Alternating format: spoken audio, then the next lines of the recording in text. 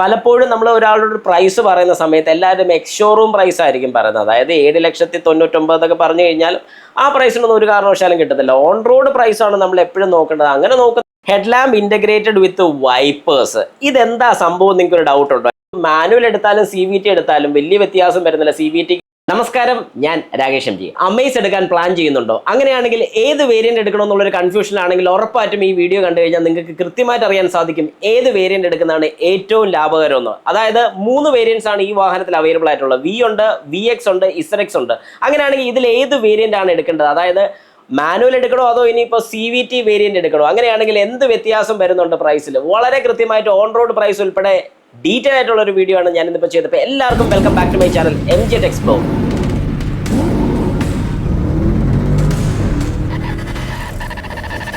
അപ്പോൾ നമുക്ക് സ്റ്റാർട്ട് ചെയ്യാം. ഹോണ്ട അമേസ് V എന്ന് പറയുന്ന മോഡൽ എന്തൊക്കെ കാര്യങ്ങളാണ് അവൈലബിൾ ആയിട്ടുള്ളത്? ഇതിനകത്ത് തന്നെ CVTയുടെ 2-3 ഫീച്ചേഴ്സും കൂടെ ഉണ്ട്, അതും കൂടെ ഞാൻ ആഡ് ചെയ്യുന്നുണ്ട്. ഏതായാലും ഫസ്റ്റ് കാര്യം 6 എയർ ബാഗ്സ് വരുന്നുണ്ട് ഈ ഒരു വാഹനത്തിൽ. അത് മാൻഡേറ്ററി ആയതുകൊണ്ട് എല്ലാ വാഹനത്തിലും 6 എയർ ബാഗ്സ് വരും. അടുത്ത് വരുന്ന ഇന്റഗ്രേറ്റഡ് LED DRL ലൈറ്റ്സ് വിത്ത് പൊസിഷൻ ലാമ്പും വരുന്നുണ്ട്. അതായത് DRL എല്ലാ വേരിയന്റിലും, അതായത് ബേസ് വേരിയന്റ് തൊട്ട് നമുക്ക് DRL അവൈലബിൾ ആണ്. പല വാഹന കമ്പനിക്കാർ ഇത് കണ്ടുപഠിക്കണം. കാരണം ബേസ് വേരിയന്റ് തൊട്ട് നമുക്ക് DRL കിട്ടുന്നുണ്ട്, അതും പൊസിഷൻ ലാമ്പ് ഉൾപ്പെടെ. പൊസിഷൻ ലാമ്പ് എന്ന് പറഞ്ഞാൽ വേറെ ഒന്നുമല്ല, പാർക്ക് ലൈറ്റ് തന്നെയാണ്. പാർക്ക് ഓൺ ചെയ്യുന്ന സമയത്ത് ഈ DRL മാറി പൊസിഷൻ ലാമ്പ് ആവും, വെട്ടം കുറയും, അത്രേ ഉള്ളൂ. പിന്നെ LED പ്രൊജക്ടർ ഹെഡ്ലൈറ്റ്സ്, ഒന്ന് ആലോചിച്ച് നോക്കിയാൽ LED പ്രൊജക്ടർ ഹെഡ്ലൈറ്റ്സ് നമുക്ക് കിട്ടുകയാണ് ഒരു ബേസ് വേരിയന്റിൽ. കീലെസ് എൻട്രി സിസ്റ്റം, അതായത് റിമോട്ട് ഉള്ള സെൻട്രൽ ലോക്ക് സിസ്റ്റം നമുക്ക് അവൈലബിൾ ആണ്. ഹിൽ സ്റ്റാർട്ട് അസിസ്റ്റ് നമുക്ക് കിട്ടുന്നുണ്ട്. Day night inside rear view mirror available ആണ്. അതായത് നമുക്ക് അഡ്ജസ്റ്റ് ചെയ്യാൻ സാധിക്കും. പല കമ്പനീസും നമുക്കറിയാം, ജസ്റ്റ് നമുക്ക് താക്കാനും പൊക്കാനും ഒക്കെ, അല്ലെങ്കിൽ അങ്ങനെ നമ്മൾ കൈകൊണ്ട് തന്നെ അഡ്ജസ്റ്റ് ചെയ്യേണ്ടി വരും. ഇത് കൈകൊണ്ട് സ്വിച്ച് ഇട്ടാണല്ലോ നമുക്ക് അഡ്ജസ്റ്റ് ചെയ്യാൻ സാധിക്കും. പക്ഷേ ബാക്കിയുള്ളതിന് അതുപോലും പ്രൊവൈഡ് ചെയ്യാത്ത ബേസ് മോഡൽ വാഹനങ്ങൾ നമ്മൾ കണ്ടിട്ടുണ്ട്. ഡ്യുവൽ ഹോൺ വരുന്നുണ്ട്, നല്ലൊരു കാര്യമാണ്. മാറ്റി നമുക്ക് നല്ല കിടുക്കാച്ചി ഹോൺ ഫിറ്റ് ചെയ്യാൻ സാധിക്കും.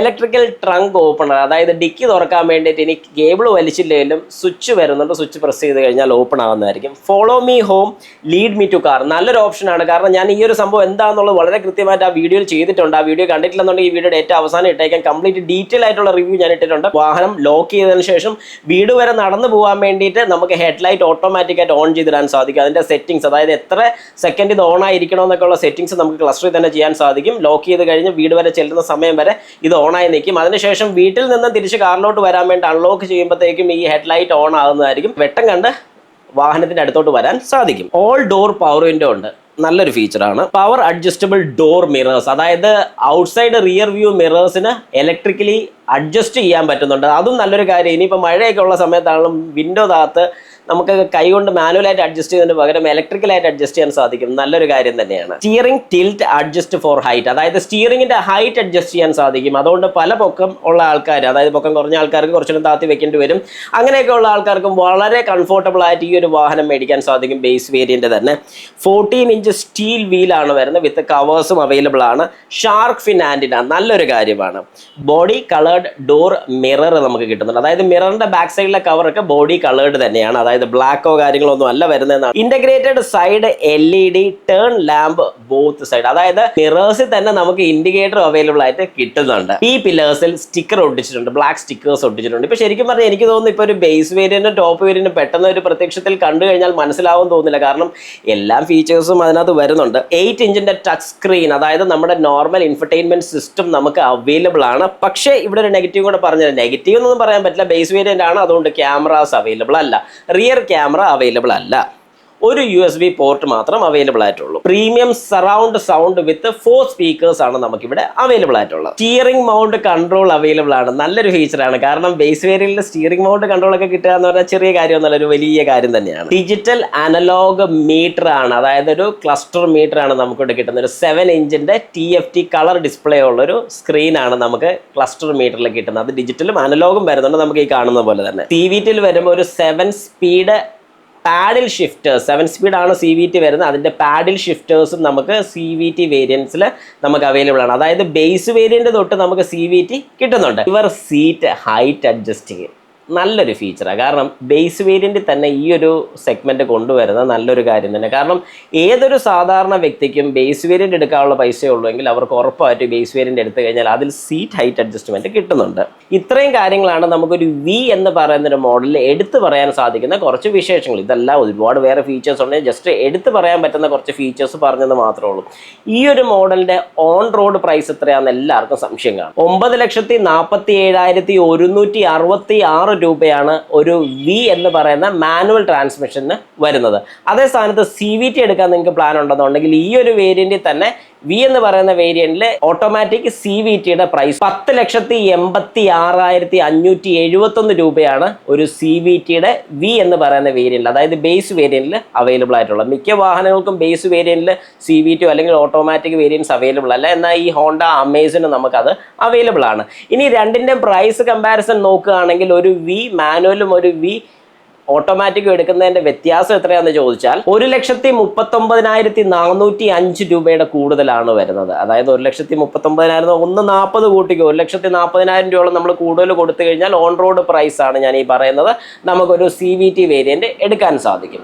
ഇനി നമുക്ക് VX എന്ന് പറയുന്ന ഒരു മോഡൽ, അതായത് ഒരു സെക്കൻഡ് വേരിയന്റിൽ വരുന്ന കാര്യങ്ങൾ എന്തൊക്കെയാണെന്നുള്ളത് നോക്കാം. ആദ്യത്തെ കാര്യം ലെയിൻ വാച്ച് ക്യാമറയാണ്. അതൊരു നല്ലൊരു ഫീച്ചറാണെന്ന് ഞാൻ പറയും. വേറൊന്നുമല്ല, ലെഫ്റ്റ് സൈഡിൽ നിന്ന് ഓവർടേക്ക് ചെയ്ത് വരുന്ന വാഹനങ്ങളോ അല്ലെങ്കിൽ ലെഫ്റ്റ് സൈഡിൽ കൂടെ ബ്ലൈൻഡ് സ്പോട്ടിൽ വരുന്ന ഏതെങ്കിലും വാഹനമോ വ്യക്തിയോ ഒക്കെ ആണെങ്കിൽ നമുക്ക് വാഹനത്തിനകത്ത് ഇരുന്ന് തന്നെ കാണാൻ സാധിക്കും. അതൊരു വലിയൊരു അഡ്വാൻറ്റേജ് തന്നെയാണ്. മൾട്ടി ആംഗിൾ റിയർ ക്യാമറ വിത്ത് ഗൈഡ് ലൈൻസ്, അതായത് ബാക്കിലത്തെ ക്യാമറ നമുക്ക് ഇഷ്ടമുള്ളൊരു ആംഗിളിൽ നമുക്ക് സെറ്റ് ചെയ്യാൻ സാധിക്കും. അതൊരു വലിയൊരു കാര്യം തന്നെയാണ്. അതായത് വൈഡ് വേണമെങ്കിൽ വൈഡ്, തൊട്ടടുത്തുള്ള രീതിക്ക് വേണമെങ്കിൽ അത്രയും ഫോക്കസ് കിട്ടുന്ന രീതിക്ക് അങ്ങനെ നമുക്ക് മാറ്റി സെറ്റ് ചെയ്യാൻ സാധിക്കും. ഇതെല്ലാം നമുക്ക് എൻ്റർടൈൻമെന്റ് സിസ്റ്റത്തിൽ തന്നെയാണ് സെറ്റ് ചെയ്യുന്നത് കേട്ടോ. Automatic headlight control with light sensor. Light സെൻസറിന്റെ വർക്കിംഗും ഞാൻ വളരെ കൃത്യമായിട്ട് നമ്മുടെ റിവ്യൂവിൽ ചെയ്തിട്ടുണ്ടായിരുന്നു. ആ വീഡിയോ കണ്ടിട്ടില്ലെങ്കിൽ ഈ വീഡിയോയുടെ ഏറ്റവും അവസാനം ഞാൻ ഇട്ടേക്കാം. എങ്ങനെയാണ് ഒരു ഓട്ടോ ഹെഡ്ലൈറ്റ് വർക്ക് ചെയ്യുന്നതെന്നൊക്കെ വളരെ കൃത്യമായിട്ട് ഞാൻ അതിനകത്ത് കാണിച്ചിട്ടുണ്ട്. ഹെഡ്ലാമ്പ് ഇൻ്റഗ്രേറ്റഡ് വിത്ത് വൈപ്പേഴ്സ്. ഇതെന്താ സംഭവം, നിങ്ങൾക്ക് ഒരു ഡൗട്ട് ഉണ്ടോ? ലൈറ്റ് ഇൻ്റഗ്രേറ്റഡ് വിത്ത് വൈപ്പേഴ്സ് വേറെ ഒന്നുമല്ല, നമ്മൾ വൈപ്പർ പൊതുവേ യൂസ് ചെയ്യുന്നത് പറഞ്ഞാൽ ചിലപ്പോൾ മിസ്റ്റ് പിടിക്കുമ്പോഴാകും, അല്ലെങ്കിൽ രാത്രിയൊക്കെ എന്തെങ്കിലും മഞ്ഞോ കാര്യങ്ങളൊക്കെ വീണിരിക്കുന്ന സമയത്താകും, മഴയുള്ള സമയത്താകും. അപ്പോൾ ഈ ഒരു സിറ്റുവേഷൻ എന്ന് പറയുമ്പോഴത്തേക്കും നമ്മുടെ വാഹനത്തിന് വെട്ടം കൂടെ ഉണ്ടെങ്കിൽ നമുക്ക് വളരെ വൃത്തിയായിട്ട് റോഡ് വിസിബിലിറ്റി കിട്ടുന്നതായിരിക്കും. അതുകൊണ്ട് വൈപ്പർ ഇടുന്ന സമയത്ത് വാഹനം സെൻസ് ചെയ്യുന്നത് നമുക്ക് വെട്ടം കുറവുണ്ടോ ഇല്ല എന്നുള്ള സെൻസറുണ്ട്. ആ സെൻസറിൽ വെട്ടം ഇല്ലെന്നുണ്ടെങ്കിൽ ഉറപ്പായിട്ടും അത് ഹെഡ്ലൈറ്റ് ഓൺ ആക്കുന്നതായിരിക്കും. ഇനി വെട്ടം ഉണ്ടെങ്കിൽ പോലും മഞ്ഞിൻ്റെ എന്തെങ്കിലും വീണിട്ടൊക്കെയാണ് നമ്മൾ ഈ പറയുന്ന പോലെ ഒരു ഹെഡ്ലൈറ്റ്, ഈ പറയുന്ന പോലെ വൈപ്പർ ഓൺ ചെയ്യുന്നതെങ്കിൽ ഉറപ്പായിട്ടും ഹെഡ്ലൈറ്റും ഓൺ ആകുന്നതായിരിക്കും. അതിനാണ് ഈ ഒരു ഫംഗ്ഷൻ കൊടുത്തിരിക്കുന്നത്, ഹെഡ്ലൈറ്റ് ഇൻ്റഗ്രേറ്റഡ് വിത്ത് വൈപ്പേഴ്സ്. അതായത് വൈപ്പർ ഇടുന്ന സമയത്ത് ഹെഡ്ലൈറ്റ് ഓൺ ആകും എന്നാണ് അതിൻ്റെ അർത്ഥം. റിയർ ഡിഫോഗേഴ്സ് അവൈലബിൾ ആണ്.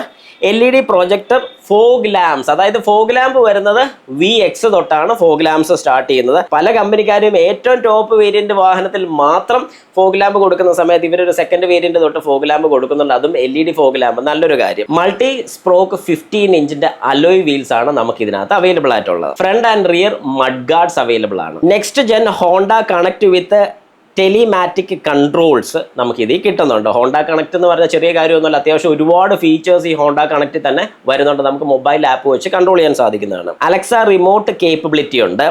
സ്മാർട്ട് വാച്ച് കണക്ടിവിറ്റി ഉണ്ട്. എല്ലാം നമുക്ക് സ്മാർട്ട് വാച്ച് ആയിട്ടൊക്കെ കണക്ട് ചെയ്ത് കഴിഞ്ഞാൽ ഒരുപാട് കാര്യങ്ങൾ അതിൽ ചെയ്യാൻ സാധിക്കും. 2 USB പോർട്ട് ഇതിനകത്ത് അവൈലബിൾ ആണ്. Premium surround sound with 4 speakers plus 2 ട്വിറ്റേഴ്സും നമുക്ക് ഇതിനകത്ത് അവൈലബിൾ ആണ്. Honda smart key system with keyless remote, അതായത് നമ്മുടെ നോർമൽ കീ ഫോബ് ആണ് VX തൊട്ട് നമുക്ക് അവൈലബിൾ ആയിട്ടുള്ളത്. 1 പുഷ് സ്റ്റാർട്ട് സ്റ്റോപ്പ്, അതായത് പുഷ് സ്റ്റാർട്ട് അവൈലബിൾ ആണ്.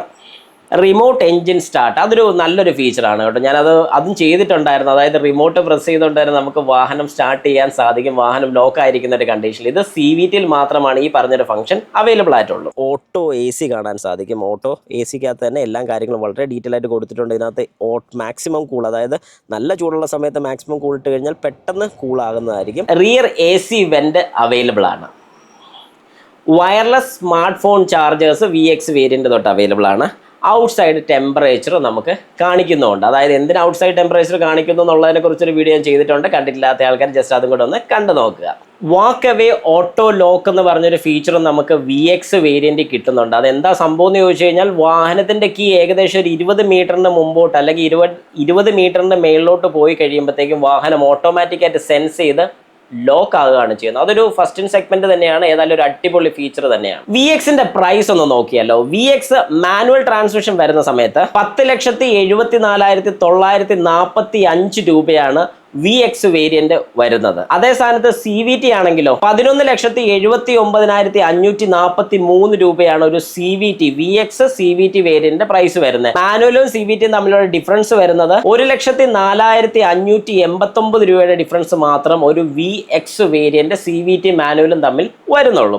ഇനി നമുക്കൊരു ZX വേരിയന്റ് നോക്കിയാലോ. ആദ്യത്തെ ഫീച്ചർ തന്നെ ഹോണ്ട സെൻസിങ്, അതായത് ADAS ഫീച്ചർ ആണ് വരുന്നത്. അതിനകത്ത് ഒരു 6 ഫീച്ചേഴ്സോളം നമുക്ക് അതിനകത്ത് കിട്ടുന്നുണ്ട്. അതെല്ലാം കൃത്യമായിട്ട് ഞാൻ പറഞ്ഞിട്ടുണ്ട്. ആ വീഡിയോ നിങ്ങൾ കണ്ടിട്ടില്ലെങ്കിൽ കണ്ടോണം, ഈ വീഡിയോ ഡേറ്റ് അവസാനം ഞാൻ ഇട്ടേക്കാം. എന്തൊക്കെയാണ് ഈ 6 ഫീച്ചേഴ്സ്, അതെങ്ങനെയാണ് വർക്ക് ചെയ്യുന്നത് എന്നുള്ളതിനെ കുറിച്ചൊരു ഡീറ്റെയിൽഡ് വീഡിയോ ഞാൻ ആ വീഡിയോ തന്നെ ചെയ്തിട്ടുണ്ട്. കൊളീഷൻ മിറ്റിഗേഷൻ ബ്രേക്കിംഗ്, CMBS കിട്ടുന്നുണ്ട്, അഡാപ്റ്റീവ് ക്രൂയിസ് കൺട്രോൾ കിട്ടുന്നുണ്ട്, ലെയിൻ കീപ്പ് അസിസ്റ്റ് കിട്ടുന്നുണ്ട്, റോഡ് ഡിപ്പാച്ചർ മിറ്റിഗേഷൻ കിട്ടുന്നുണ്ട്, ഓട്ടോ ഹൈ ബീം കിട്ടുന്നുണ്ട്. ഇത്രയും കാര്യങ്ങൾ നമുക്ക് ZX കിട്ടുന്നുണ്ട്. Dual tone diamond cut multi stroke 15 inch alloy wheels ആണ് നമുക്ക് കിട്ടുന്നത്. Outer door handle Chrome finish വരുന്നുണ്ട്. ഈ ഒരു ഫീച്ചറും കിട്ടുന്നുണ്ട്. ഇനി മൈലേജിന്റെ കാര്യം കൂടെ ഒന്ന് വ്യക്തമാക്കിയേക്കാം. CVT വേരിയന്റിന് പൊതുവേ മൈലേജ് കുറവാണ്. ഏകദേശം കമ്പനി പറയുന്ന ഒരു മൈലേജ് എന്ന് പറഞ്ഞാൽ CVT വേരിയന്റിൽ 19.46, അതായത് 19.46 ആണ് ഇതിന്റെ ഫ്യൂവൽ എഫിഷ്യൻസി നമുക്ക് കിട്ടുന്നത്. നല്ലൊരു കാര്യമാണ്, കാരണം 7 സ്പീഡ് ആണ് ഇതിന്റെ ഒരു ട്രാൻസ്മിഷൻ വരുന്നത്. അതുപോലെ തന്നെ 5 സ്പീഡ് മാനുവൽ ട്രാൻസ്മിഷൻ വാഹനത്തിൽ 18.65 18.65 കിലോമീറ്റർ പെർ ലിറ്റർ ആണ് നമുക്ക് കിട്ടുന്നത്. ഇതിനി ഓൺ റോഡിൽ വരുന്ന സമയത്ത് എത്രത്തോളം എഫിഷ്യൻ്റ് ആയിരിക്കും എന്നുള്ളൊരു കാര്യമൊക്കെ നമുക്ക് ഡീറ്റെയിൽ ആയിട്ടുള്ള വീഡിയോസിൽ ഞാൻ ഉറപ്പായിട്ടും അത് പറയുന്നതായിരിക്കും. ഇനി നമുക്ക് ZXന്റെ പ്രൈസും കൂടെ ഒന്ന് നോക്കിയാലോ. 11,44,673 രൂപയാണ് ഒരു ZXന്റെ പ്രൈസ് വരുന്നത് മാനുവൽ ട്രാൻസ്മിഷന്റെ. എന്നാൽ ഒരു CVT വരുന്ന സമയത്തോ 13,26,388 രൂപയാണ് ഒരു ZX CVTയുടെ പ്രൈസ് വരുന്നത്. പ്രൈസ് ഡിഫറൻസ് എത്രയുണ്ടെന്ന് നോക്കിയാലോ. 1,81,715 രൂപയുടെ ഡിഫറൻസ് വരുന്നുണ്ട്. അപ്പൊ ശരിക്കും പറഞ്ഞു കഴിഞ്ഞാൽ ZX കുറച്ച് കോസ്റ്റ്ലി അല്ലേ? അതെ എന്ന് തന്നെയാണ് എനിക്കും തോന്നുന്നത്. കാരണം പ്രൈസ് വൈസ് വെച്ച് നോക്കുന്ന സമയത്ത് കുറച്ച് കൂടുതലാണ്. അങ്ങനെയാണെങ്കിൽ ഏത് വാഹനം എടുക്കണം എന്ന് എന്നോട് നിങ്ങളൊരു സജഷൻ ചോദിക്കുകയാണെങ്കിൽ ഉറപ്പായിട്ടും ഞാൻ VX പറയത്തുള്ളൂ. കാരണം VXൽ നമുക്ക് ആവശ്യമുള്ള എല്ലാ ഫീച്ചേഴ്സ്, ഇപ്പോൾ അഡാസും കാര്യങ്ങളൊക്കെ വേണമെന്ന് ആഗ്രഹമുള്ള വ്യക്തികളാണെന്നുണ്ടെങ്കിൽ നിങ്ങൾ ഏറ്റവും ടോപ്പ് വേരിയൻ്റ് ആയിട്ടുള്ള ZXന് പോയേ പറ്റത്തുള്ളൂ. പക്ഷേ അതിൻ്റെ ഒരു ഫീച്ചർ എടുത്താലും നിങ്ങൾക്ക് കൃത്യമായിട്ട് ഉപയോഗിക്കാൻ സാധിക്കുമോ എന്ന് ചോദിച്ചു കഴിഞ്ഞാൽ നമ്മുടെ റോഡ് കണ്ടീഷൻ ആയതുകൊണ്ട് കുറച്ച് ഡൗട്ടാണ്, കുറച്ചല്ല നല്ലൊരു ഡൗട്ടാണ്.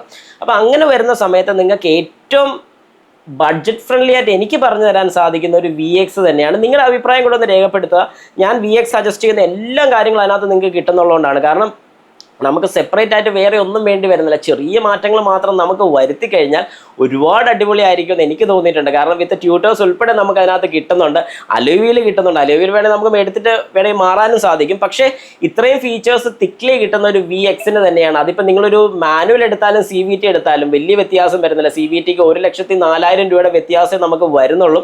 പക്ഷെ അങ്ങനെ നോക്കാനാണെന്നുണ്ടെങ്കിൽ ഏറ്റവും ബഡ്ജറ്റ് ഫ്രണ്ട്ലി ആയിട്ട് നിങ്ങൾക്ക് ചെയ്യാൻ പറ്റുന്ന ഒരു കാര്യം VX തന്നെയാണ്. പക്ഷേ ഈ പറഞ്ഞ പോലെ ഒരു 10,74,000 രൂപ മാനുവലിന് വരുന്നുണ്ട്. ആ ഒരു പ്രൈസ് റേഞ്ചിങ്ങിൽ നിങ്ങൾ നോക്കുകയാണെങ്കിൽ പലപ്പോഴും നമ്മൾ ഒരാളുടെ പ്രൈസ് പറയുന്ന സമയത്ത് എല്ലാവരും എക്സ് ഷോറൂം പ്രൈസ് ആയിരിക്കും പറയുന്നത്. അതായത് 7,99,000 എന്നൊക്കെ പറഞ്ഞു കഴിഞ്ഞാൽ ആ പ്രൈസിനൊന്നും ഒരു കാരണവശാലും കിട്ടത്തില്ല. ഓൺ റോഡ് പ്രൈസാണ് നമ്മൾ എപ്പോഴും നോക്കേണ്ടത്. അങ്ങനെ നോക്കുന്ന സമയത്ത് ഒരു 10,80 നിങ്ങൾ മുടക്കാൻ റെഡി ആണെന്നുണ്ടെങ്കിൽ ഉറപ്പായിട്ട് ഒരു VX എടുത്തോളൂ. ധൈര്യമായിട്ട് നിങ്ങൾക്ക് ഇരിക്കാം. പ്രത്യേകിച്ച് ഞാനൊരു വാറണ്ടിയുടെ കേസും പറഞ്ഞിട്ടുണ്ടായിരുന്നു. 7 വർഷം വരെ നമുക്ക് അൺലിമിറ്റഡ് ആണ്. 10 വർഷം കിട്ടും, അതിൽ 7 വർഷം നമുക്ക് അൺലിമിറ്റഡ് ആണ് വാറണ്ടി വരുന്നത്. ആ ഒരു കാര്യം പക്ക.